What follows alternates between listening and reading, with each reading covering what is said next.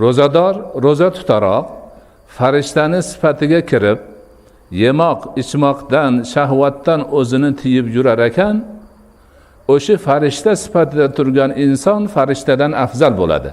Nima uchun? Farishtalarga Alloh taolo yeyish istagini bermagan. Yeyishga hojatmand qilmagan farishtalarni. İçish istagi yo'q ularda, ichishga hojat yo'q ularni. Shahvatga istak yo'q ularda, shahvatga hojat yo'q ularni. O'zi tabiati shundoq. Uni qilaman desa ham qilisha olmaydi ular. Bandachi? Banda umri bo'yi yeb yurgan, ichib yurgan, shahvatga qiziqib, shuni demak huzurini tortib yurgan. Mana shundan o'z ixtiyori bilan o'zini o'zi man qilyapti. Bu demak farishtadan ustunlik. Farishta yemay, ichmay, shahvatga berilmay yursa tabiatida borligi uchun qilyapti uni.